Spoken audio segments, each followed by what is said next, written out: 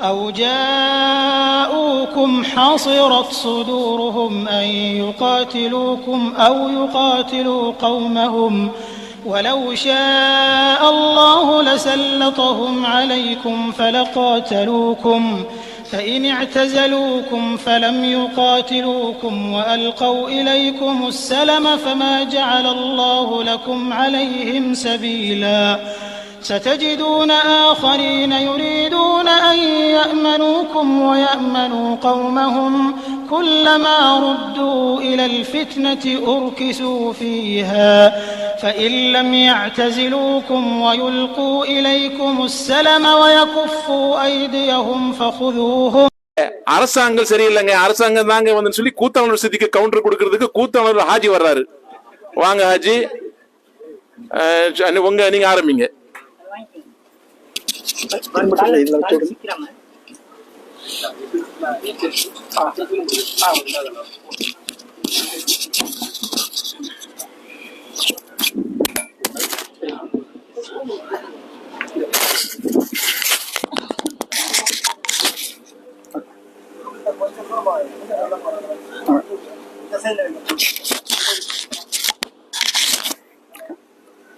அஸ்ஸலாமு அலைக்கும். அன்பிற்குரிய சகோதரர்களே, அருமையான ஒரு மாலை பொழுதிலே தமிழ்நாடு தௌஹீத் ஜமாத் குவைத் மண்டலம் ஏற்பாடு செய்திருக்கக்கூடிய எதிர்கால சந்ததிகளை பாதுகாக்க, எதிர்கால சந்ததிகளை சரியான முறையிலே வழி நடத்திட எந்த பாதையை அவர்கள் தேர்வு செய்தால் அவர்களுக்கு இந்த உலகத்திலே பயணிக்கின்ற பொழுது நன்மை பயக்கும், அதே போன்று மறுமைக்கும் நன்மை பயக்கும் என்கின்ற அடிப்படையிலே இளைஞர் சமுதாயத்தை நல்வழிப்படுத்தக்கூடிய இந்த ஒரு அருமையான நிகழ்ச்சியை ஏற்பாடு செய்திருக்கக்கூடிய குவைத் மண்டல நிர்வாகத்திற்கு ஜஸாக்கல்லாஹ் ஹைர். ஏனென்று சொன்னால், குவைத்திலே ஒவ்வொரு வாரமும் ஏதாவது ஒரு நிகழ்ச்சி, ஆடல் பாடல், பொதுவான நிகழ்ச்சிகள், இன்ன பிற நிகழ்ச்சிகள், எவ்வளவோ நிகழ்ச்சிகள் குவைத்தில் நடந்துகிட்டு இருக்குது. நாம தேர்ந்தெடுத்திருக்கக்கூடிய இந்த நிகழ்ச்சி என்பது முழுக்க முழுக்க மனித சமுதாயத்தை நல்வழிப்படுத்தக்கூடியது. அல்லாஹு தாலா எதை விரும்புகின்றானோ, எதை சொன்னானோ, நபிகள் நாயகம் ஸல்லல்லாஹு அலைஹி வஸல்லம் அவர்கள் எதை செயல்முறைப்படுத்தி காட்டினார்களோ, எதை பிரச்சாரமாக செய்து எதை செயல்முறைப்படுத்தி காட்டினார்களோ, அந்த வழியிலே பயணிக்கக்கூடிய நாமும் அதை நம் மக்களுக்கு அழகிய முறையில எடுத்து சொல்லக்கூடிய ஒரு நிகழ்ச்சி. இந்த நிகழ்ச்சியை பொறுத்த வரைக்கும் மலிந்து வரும் போதையால் அழிந்து வரும் இந்த இளைஞர்களை கட்டுப்படுத்துவது யார் என்பதுதான் முக்கியமான ஒரு தலைப்பு. இன்றைக்கு பார்த்தோம் சொன்னா, பெற்றோர்கள் இன்னைக்கு, அதாவது அந்த நம்ம வளர்ந்த காலத்துல, நமக்கு முன்பாக இருந்த தலைமுறை பெற்றோருடைய சொல்லுக்கு கட்டுப்பட்ட ஒரு சமுதாயமாக வாழ்ந்தோம். ஆனால் இன்றைக்கு இருக்கக்கூடிய பிள்ளைகள், குறிப்பாக ஆண் பிள்ளைகள், இன்னைக்கு எந்த அளவுக்குன்னா பெற்றோர்களை எல்லாம் கைமீறி போயிட்டாங்க. பல இடங்கள்ல நம்ம பார்க்கிறோம், பெற்றோர்கள் கண்ணீர் விட்டு அழுவக்கூடிய ஒரு நிலை. ஆண் பிள்ளைகள், பெண் பிள்ளைகளை பொறுத்த வரைக்கும் என்ன பண்றாங்க, பெரிய அளவுல அவங்க ஒரு சிரமப்பட்டு படிக்க வச்சா கூட அவர்கள் ஒரு சரியான ஒரு கல்வி முறையை படிச்சிடணும் அப்படிங்கிற ஒரு பயத்தோட என்ன பண்றாங்க, படிக்க வைக்கிறாங்க. ஏன்னா இருக்கக்கூடிய அந்த ஒரு சூழ்நிலை. இதையெல்லாம் தாண்டி யாரால் இவர்களை வழிநடத்த முடியும், கட்டுப்படுத்த முடியும் என்று சொன்னால், நிச்சயமாக ஆட்சியாளர்களால் இயற்றப்படக்கூடிய சட்டங்களால் இந்த மக்களை அழகிய முறையிலே செம்மைப்படுத்த முடியும். ஏனென்று சொன்னால், பெற்றோருக்கு கட்டுப்படாத பிள்ளை, ஸ்கூலுக்கு கட்டுப்படாத பிள்ளை யாருக்கு பயப்படுவான்? நிச்சயமாக அரசு துறைக்கு பயப்படுவான். அது நிச்சயம் உண்டா இல்லையா? இன்னைக்கு வீட்டுல நம்ம ஒரு சொல்லி கேட்கலன்னு சொன்னா, காவல்துறை வந்தது என்று சொன்னால் நிச்சயமாக பயப்படுவான். அப்படித்தான் ஒரு சூழ்நிலை இருக்குது. அதற்கு மீறி இருக்கக்கூடியவங்க எல்லாம் நிச்சயமாக கம்மியான அளவுல தான் இருப்பாங்க. ஒரு தடவை போலீஸ் வந்துருச்சுன்னு சொன்னா ஒரு விஷயத்துல தலையிட்டுருச்சுன்னு சொன்னா என்ன பண்ணுவாங்க? பயப்படக்கூடிய ஒரு சூழ்நிலை தான் இருக்குது. அப்ப யாரை பார்த்து இந்த சமூகம் வந்து திருந்துமோ அவர்கள் இந்த சமூகத்திற்கு இன்னும் அதிகமான சட்டங்கள் மூலமாக என்ன பண்ணணும்? நன்மை பயக்கணும். ஏன்னு சொன்னா யார் ஆட்சியாளர்களா இருக்காங்களோ இன்னைக்கு பார்த்தோம்னு சொன்னா என்ன சொல்றாங்க? இன்னைக்கு வந்து போதைப் பொருள் வந்து இங்கெல்லாம் வந்து ரொம்ப மலிவா கிடைக்குது, இந்த ஏரியால எல்லாம் அப்படியே தாறுமாறா வித்துக்கிட்டு இருக்கிறாங்கன்னு என்ன பண்ணுவாங்க? ஆட்சியாளரை பார்த்து எதிர்கட்சி தலைவர் சொல்லுவாரு. அப்ப எதிர்கட்சி தலைவர் ஆட்சிக்கு வந்துட்டாருன்னு வச்சுங்களேன், இவரை பார்த்து அவர் சொல்லுவாரு. என்ன சொல்லுவாரு?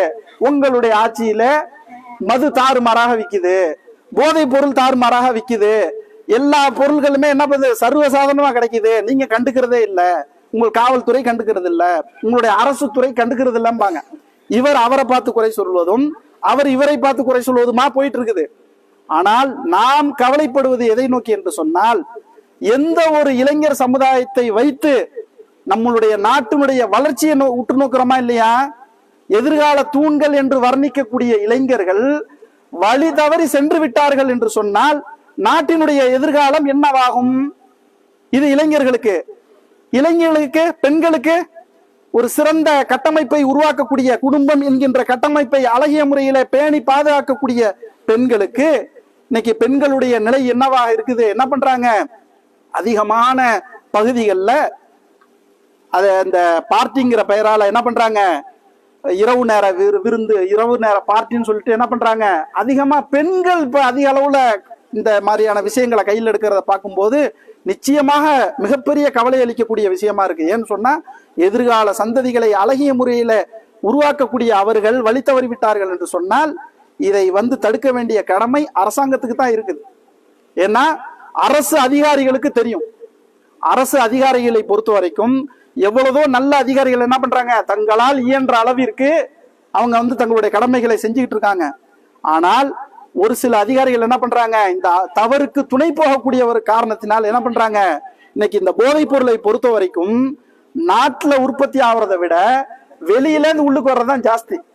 அப்ப வெளியிலேருந்து உள்ளுக்கு வருதுன்னு சொன்னா அது ஒன்று என்ன எப்படியா இருக்கும்? கடல் வழியா இருக்கும், அல்லது வான் வழியா இருக்கும், அல்லது தரை வழியா இருக்கும். 3 மார்க்கமா உள்ளுக்கு வருது நம்ம நாட்டுக்கு.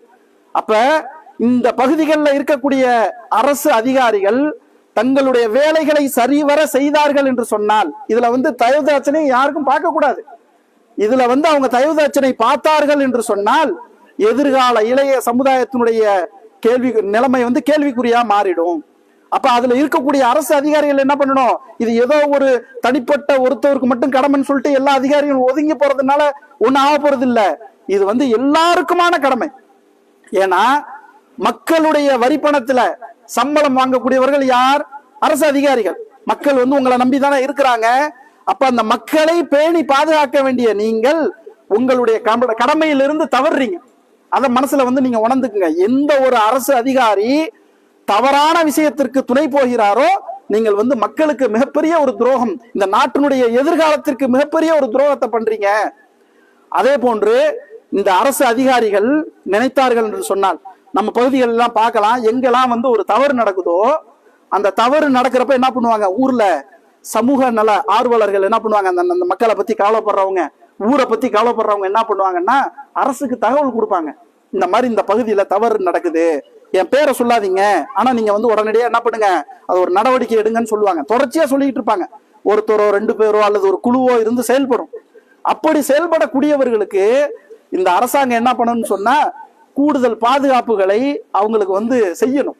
இன்றைக்கு பல பகுதிகளில் எங்கெல்லாம் தவறு நடக்குதோ அதை யார் சொன்னார்களோ, அரசுக்கு சொன்னார்களோ அவர்களை படுகொலை செய்யக்கூடிய ஒரு சூழ்நிலை நம்ம பகுதிகளில் இருக்குது. அப்ப என்ன பண்ணுவான்? ஒருத்தவங்க தவறு நடக்கிறப்ப சொல்றப்ப அவர்களை வந்து துன்புறுத்தினாங்கன்னு சொன்னா அடுத்தவங்க வரமாட்டாங்க. அதை தான் வந்து அந்த தவறு செய்யக்கூடிய அந்த முக்கியமான பெருந்தலைகள்லாம் என்ன நினைப்பான்னா, யாவன் வந்து சொல்றானோ அவனை நம்ம இது பண்ணிட்டோம்னு சொன்னா, துன்புறுத்தணும்னு சொன்னா அடுத்தவங்க சீனுக்கு வரமாட்டான்னு நினைப்பாங்க. அந்த அரசாங்கத்தை பொறுத்த வரைக்கும் அப்பேற்பட்டவர்களுக்கு என்ன பண்ணணும்? கூடுதல் பாதுகாப்புகளை வழங்கணும். அதே போன்று இன்றைக்கு நம்ம பகுதிகளில் சர்வசாதாரணமாக கிடைக்கக்கூடிய இந்த விஷயங்களை நம்மளை விட அவங்களுக்கு எல்லாமே நல்லா தெரியும். எந்தெந்த ரூபத்துல எப்படியெல்லாம் இருக்குதோ அது எல்லாமே அரசு அதிகாரிகளுக்கு தெரிகின்றது. தெரிந்திருந்தும் கூட என்ன பண்றாங்க? மக்களை வந்து பாதுகாக்க வேண்டிய அந்த மிகப்பெரிய ஒரு கடமையில இருந்து தவறுறாங்க. இது நிச்சயமாக மிகப்பெரிய ஒரு மனவேதனையை தருகின்றது. அதே போன்று இன்றைக்கு வந்து பெண்களை நினைத்தோம் என்று சொன்னால், பெண்களை பொறுத்த வரைக்கும் அவங்க வந்து ஒரு பிள்ளைகளை உருவாக்குகின்ற பொழுது, ஒரு சின்ன சிறிய பருவத்திலிருந்து பிள்ளைகளை உருவாக்குகின்ற பொழுது பெரிய ஆளாகி அவங்க நல்வழியில செயல்றப்ப அவங்களுடைய மனசு நல்ல ஒரு சந்தோஷப்படும். அதே இது அவங்க வழி தவறிட்டாங்கன்னு சொன்னா அந்த பெற்றோர்களுடைய அந்த வேதனைங்கிறது வந்து என்ன பண்ணுவாங்க, என் பிள்ளைக்கு யாராவது நல்ல புத்தி சொல்லிட மாட்டாங்களா, அவனை சரியான முறையில வழி நடத்திட மாட்டாங்களான்னு சொல்லிட்டு ஏங்குகின்ற பொழுது இந்த அரசு துறை அவர்கள் வைத்திருக்கக்கூடிய மறுவாழ்வு, இன்னைக்கு அரசாங்கம் வந்து எத்தனையோ மறுவாழ்வு மையங்கள் நடத்துது போதைக்கு எதிராக. அது மதுவா இருக்கட்டும் அல்லது இந்த மாதிரியான போதைகளுக்கு எதிரான அந்த மறுவாழ்வு மையங்களை நடத்தக்கூடிய அரசு இதை வந்து இன்னும் அதிகமாக வீரியப்படுத்தணும். ஏன்னு சொன்னா இந்த பாதிப்பினுடைய எண்ணிக்கை வந்து ரொம்ப அதிகமா போயிடுச்சு. அதை வெளியில தெரிஞ்சு நம்ம எல்லாம் கேள்விப்படக்கூடிய சம்பவம் ரொம்ப கம்மி, தெரியாத சம்பவங்கள் எவ்வளவோ இருக்கு. இதை விட முக்கியமான ஒரு விஷயத்தை இந்த மன்றத்திலே பதிவு செய்கின்ற நடுவர் அவர்களே, என்னன்னு சொன்னா இன்னைக்கு நாம வாழக்கூடிய இந்த பகுதியில போதைப் பொருளை கடத்தினார்கள் என்று சொன்னால், போதைப் பொருளை ஒரு முக்கியமான அவங்க விற்கிறாங்கன்னு சொன்னா அந்த குற்றம் நிரூபிக்கப்பட்டால் இங்க மரண தண்டனை. செய்தி கேள்விப்பட்டிருக்கோமா இல்லையா? இதே போன்ற சட்டம் நம் நாட்டிலும் கொண்டு வர வேண்டும்.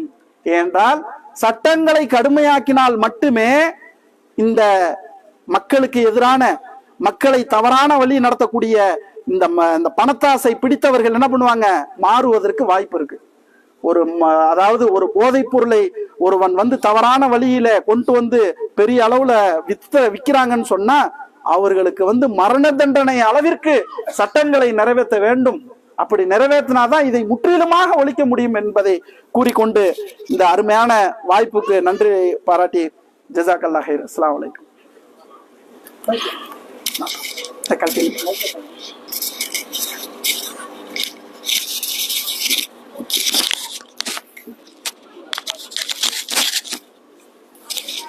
அல்ஹம்துலில்லாஹ். கூத்தாநல்லூர் ஹாஜி அவங்க வந்து மிக அருமையான கருத்துக்களை எடுத்து வச்சாங்க. அதாவது அரசு துறை, அது சட்டமாக இருக்கட்டும், சட்டத்துறை, ஆட்சியாளர்கள் எல்லாருக்கும் மிகப்பெரிய பொறுப்பு இருக்கு. ஏன்னா இந்த மதுவால வந்து எவ்வளோ பெரிய கேடு நடக்குது.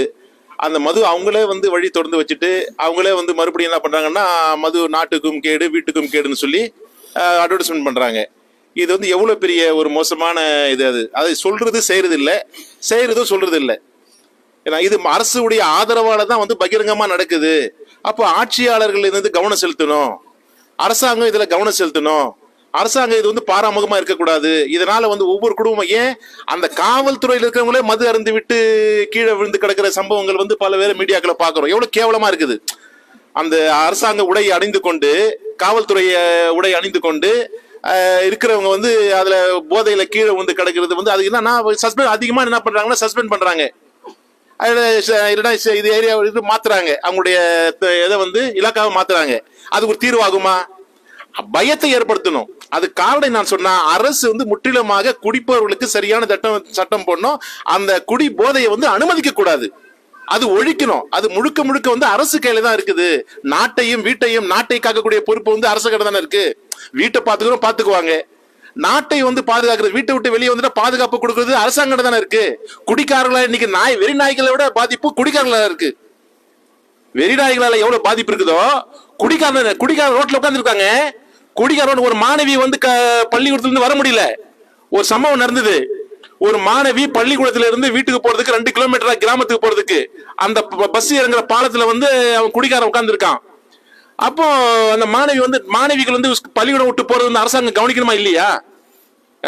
அப்போ என்ன பண்றான்னு சொன்னா, அந்த மாணவி வந்து சிறு பிள்ளை 7வது 6வது படிக்குது. அந்த பிள்ளையை கொண்டு போயிட்டு தோப்புல கொண்டு போய் கற்பழிச்சு சாவடிச்சிடறான். அப்போ அந்த மறுபடியும் அந்த காவல்துறை கொண்டு விசாரணை கேட்கறாங்க.